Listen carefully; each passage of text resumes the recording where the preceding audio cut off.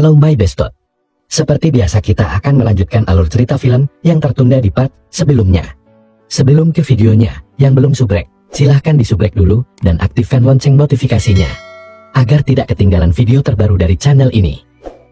Di part sebelumnya, kita diperlihatkan si Reja yang tiba-tiba merasakan seperti ada yang mencekiknya dan langsung pingsan. Lalu, setelah seharian pingsan, akhirnya dia pun tersadar. Si Hendra pun menceritakan bahwa selama dia pingsan, dia seperti keserupan ucing garong.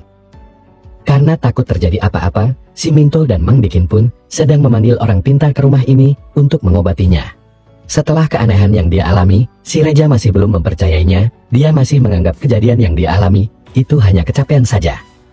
Si Hendra yang kesal dengan sikap si Reja seperti itu, dia pun langsung pergi meninggalkannya. Karena merasa bersalah, si Reja pun berniat untuk meminta maaf. Saat sudah di kamar si Hendra, dia pun merasa heran saat si Hendra bersikap aneh. Namun si Reja pun menganggap itu hanya iseng untuk mengerjainya.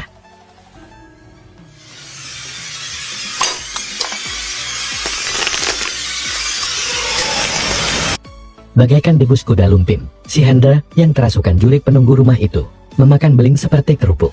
Sontak saja si Reja pun panik dan berusaha menghentikannya.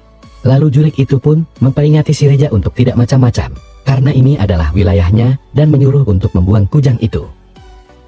Saat jurik itu semakin marah ke si Reja, untung saja Mang Dikin dan si Minto bersama Pak Haji datang dan berusaha untuk menyadarkan si Hendra.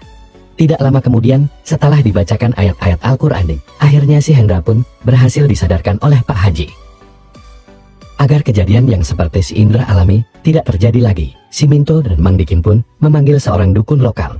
Lalu si dukun pun meminta kujang si Reja, karena kujang itulah penunggu di rumah ini, jadi marah. Dirasa si dukun ini berbohong, dia pun tidak mempercayai perkataan si dukun.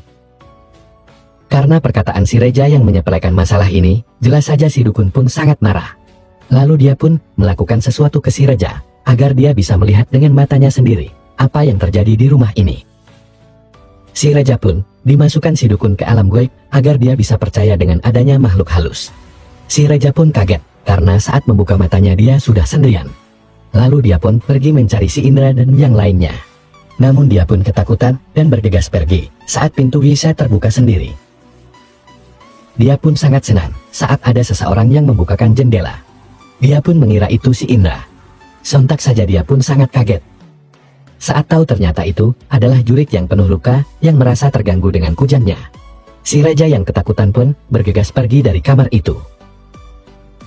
Lalu saat dia akan keluar dari rumah itu, tiba-tiba jurik itu sudah ngejogrok di depannya.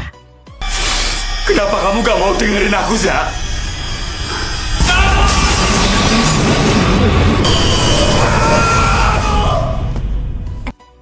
Si Raja pun melihat sendiri kemarahan penunggu rumah itu. Setelah melihat kengerian yang dia alami, akhirnya dia pun sudah kembali ke alam bawah sadarnya. Dirasa tugas si dukun sudah selesai, dia pun berpamitan pergi. Setelah melihat sendiri keanehan di rumah ini, si Bedegong Reza masih ngayal, dia tetap tidak percaya dengan jurik-jurik yang ada di rumah ini. Dia merasa yang barusan dia alami itu hanya dihipnotis oleh si dukun. Singkat cerita, di keesokan harinya, si Reza pun sangat senang karena pacarnya akan datang menemuinya. Lalu kita dialihkan ke si Cinta yang sudah sampai di rumahnya si Reza. Dirasa pacarnya sedang di dalam, tanpa pikir panjang dia pun masuk ke rumah itu. Lalu saat dia sedang melihat-lihat kamarnya si Reza, tidak lama kemudian si Reza pun datang. Karena berbulan-bulan tidak bertemu, dia pun sangat senang dan langsung saja memeluk si Reza. Lalu si Reza pun mengajak makan bersama yang sudah disiapkan untuk menyambut kedatangannya.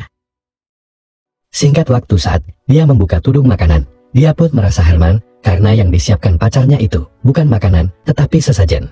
Entah apa yang sebenarnya terjadi, suasana pun berubah menjadi sangat horor.